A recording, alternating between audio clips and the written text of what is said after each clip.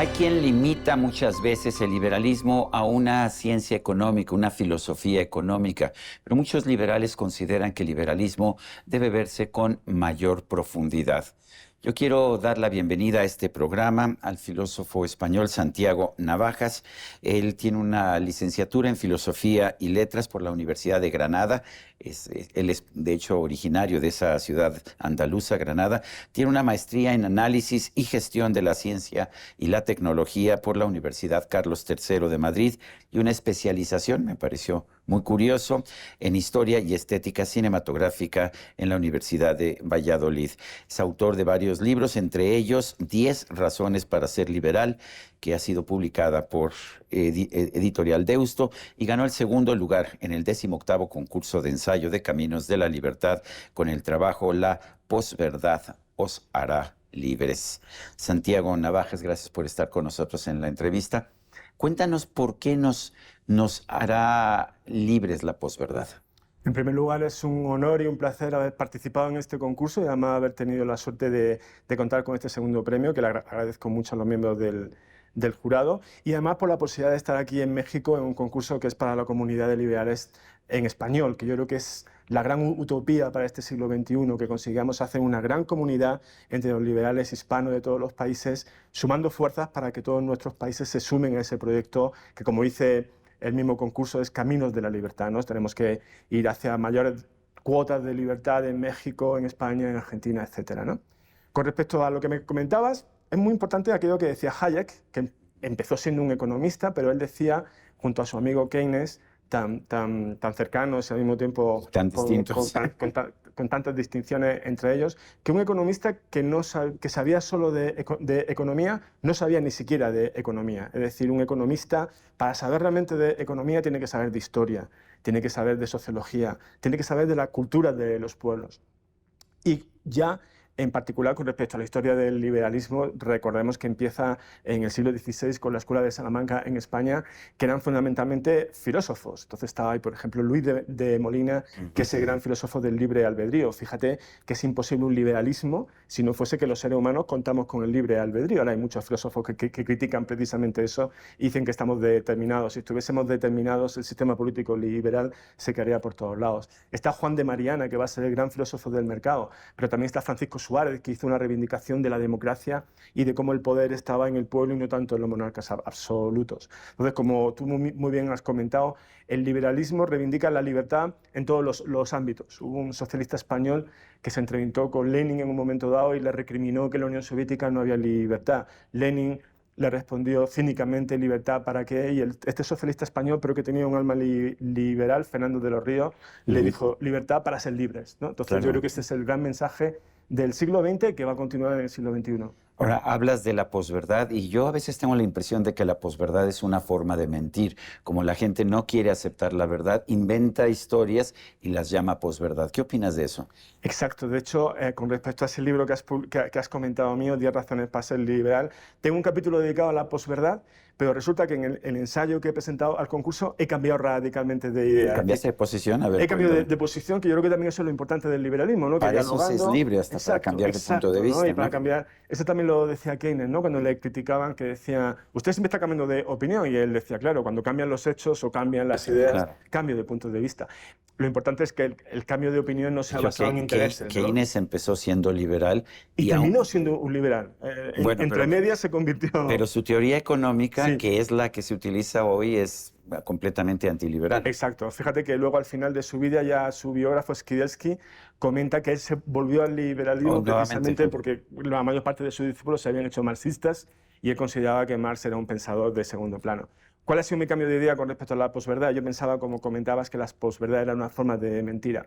Pero estudiando los modelos de conocimiento que hay en Occidente, en la filosofía, yéndonos a las raíces, que es la filosofía griega. En la filosofía griega había un modelo fundamental, que era el de Platón, que era el de la verdad absoluta, que estaba encarnado en sus gobernantes sabios, ¿no? Que, como conocían esa verdad absoluta, estaban legitimados a imponérsela al resto de la población, ¿no? Creando una dictadura de los sabios.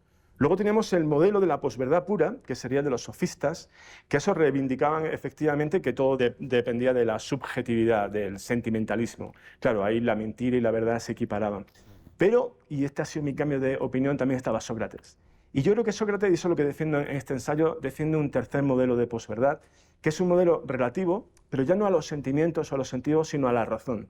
Lo que pasa es que la razón es objetiva, pero al mismo tiempo puede ir cambiando. Hoy, en esta época, por ejemplo, consideramos que la teoría del Big Bang es verdadera, pero por la propia dinámica de la ciencia puede ser que dentro de un siglo surja una otra teoría que se considere mejor que la actual, con lo cual, aunque pensamos que es verdad, esa verdad puede ir cambiando con el cambio de los tiempos. Y eso yo creo que es muy esencial para nuestra democracia liberal, en el que existen verdades objetivas, pero esas verdades objetivas no son absolutas, sino que tienen que someterse a la crítica en el espacio público. Y esa es mi tesis en el ensayo. Me llama la atención esta relación que haces entre el liberalismo, la libertad y pues algunos fenómenos como la prosperidad humana o hablas del feminismo también.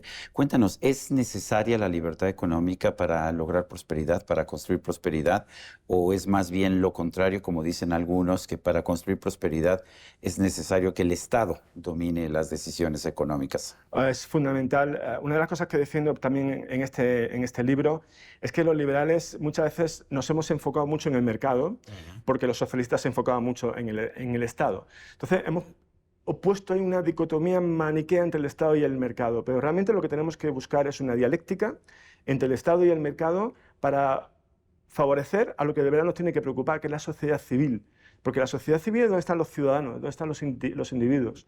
Y el liberalismo o es un humanismo, es decir, está centrado en los seres humanos de carne y hueso, o se convierte en una teoría despojada de todo tipo de carne, de sangre, de hueso, ¿no? Por ejemplo, ahora tenemos aquí en México esa tragedia que ha sucedido en Acapulco, Sí. y le envío mi solidaridad con todas las imágenes que he visto terribles. Ahí sin duda hay una labor del Estado que tiene Sin duda. que movilizarse, porque muchas veces O sea, eres la actividad liberal, privada pero no no. anarquista. Exacto. Esa es una distinción muy importante, porque los liberales estamos a favor de concepciones como el feminismo, que defiendo en el libro, como la justicia social, y hemos dejado que la izquierda muchas veces nos arrebate esas banderas, cuando lo que tenemos que hacer es defender esas banderas, denunciando precisamente el uso capcioso que hace la izquierda del feminismo para implantar una guerra de sexos, o de la justicia social para imponer el autoritarismo y la condescendencia y el paternalismo del Estado sobre la sociedad civil. Déjame entonces tergiversar una frase de Sartre para preguntarte si el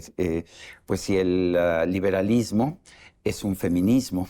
Y te lo pregunto porque hay quien dice que efectivamente el feminismo y el liberalismo están peleados, pero hay autores como Deirdre McCloskey que mantienen, por el contrario, que el liberalismo, que la libertad personal es absolutamente indispensable para el feminismo. ¿Qué opinas tú? Exacto, yo defiendo el feminismo como una de las razones fundamentales para ser liberal, y por eso defiendo una de esas banderas. El gran libro del feminismo de todos los tiempos es de Stuart Mill, precisamente, cuando él defendía teórica y en la práctica que las mujeres pudiesen votar, y también desde el punto de vista teórico. Entonces, ¿cómo no vamos a ser los liberales feministas si el gran defensor del feminismo en la vida contemporánea era un liberal como John Stuart Mill, ¿no? Y un hombre liberal, y además inglés y blanco. En todos los concepciones de la excepción. En España, por ejemplo, la mujer que consiguió que las mujeres votasen durante la Segunda República era Clara Campoamor, que luego durante la Guerra Civil fue perseguida tanto por la izquierda como por la derecha, precisamente porque había hecho que las mujeres votasen con una argumentación que era estrictamente liberal.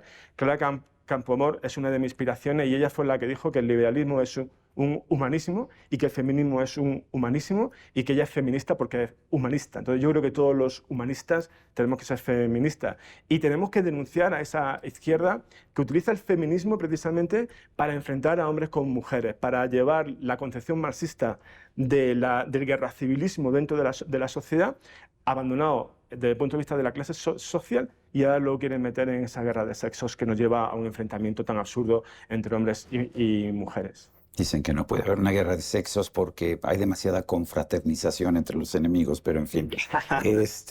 Déjame hacerte otra pregunta. En alguna entrevista, me parece que en Libertad Digital, decías, bueno, hay que definir qué es liberalismo, porque a ver, si yo les pregunto a los políticos, todos se dicen liberales, y algunos pues se dedican constantemente a limitar las libertades individuales y se dicen liberales. ¿Qué es liberalismo? ¿Cómo defines el liberalismo y cómo defines a un liberal?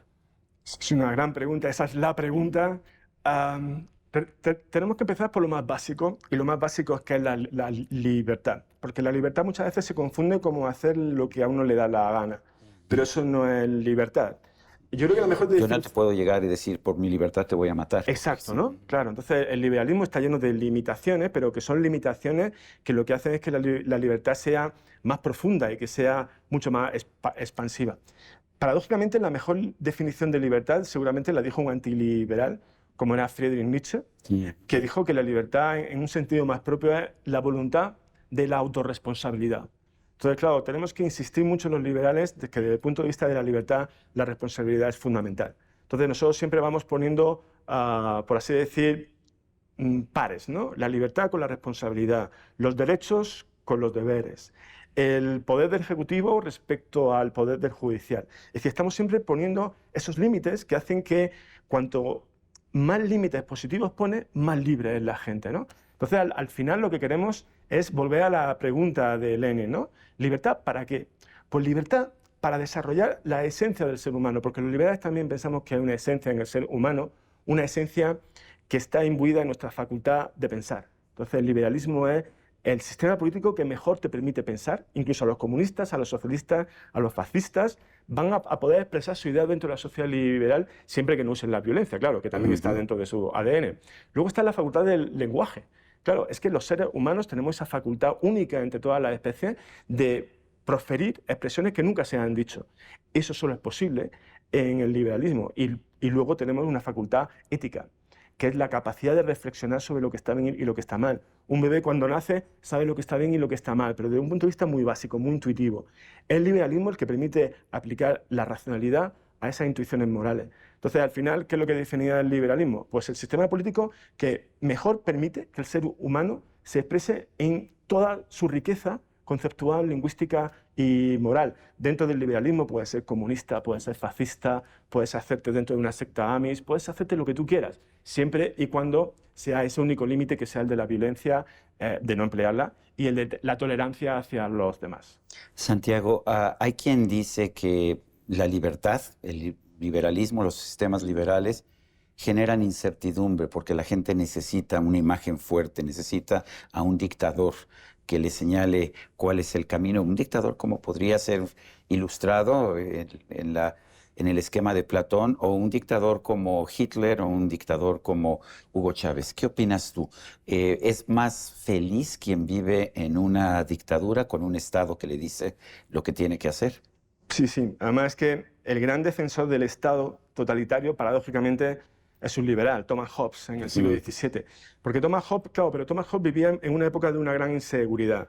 El valor que más se contrapone al del liberalismo en su prioridad por la libertad no es la igualdad, porque nosotros también defendemos una igualdad formal en la que todo el mundo sea igualdad ante la ley, sino el de la seguridad.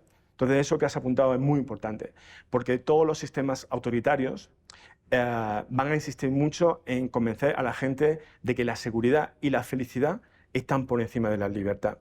Y la libertad te va a dar, como tú mismo has dicho, incertidumbre con respecto a la seguridad y con respecto a la felicidad. ¿Qué es lo que tenemos que hacer entonces? También insisto mucho, hay un capítulo dedicado a eso, a la educación.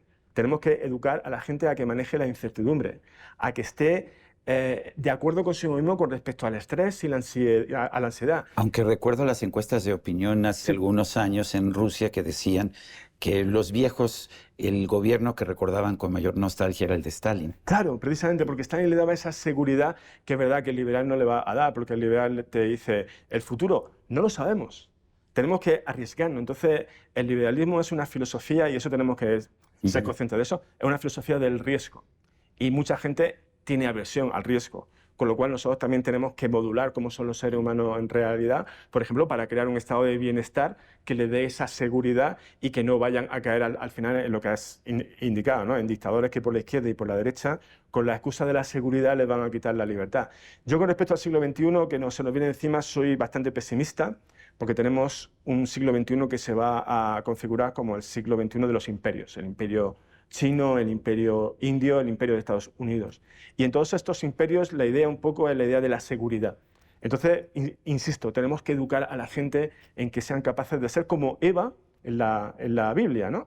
Que cuando tuvo que elegir entre la seguridad del paraíso y la libertad de morder del árbol del conocimiento, ella tomó el riesgo y comido del árbol del conocimiento. Los liberales somos personas que hacemos como Eva y preferimos comer del árbol del conocimiento, aunque eso nos dé inseguridad, aunque eso nos produzca incertidumbre, que no una felicidad inocente pero ignorante que es la del paraíso. Santiago Navajas, ganador del segundo lugar en el concurso de ensayo Caminos de la Libertad, filósofo español, gracias por esta conversación. Y a usted, amigo, que al vernos y escucharnos hace posible este programa, se lo agradezco también. Esto es todo por hoy, pero no se lo olvide. Nos vemos la próxima.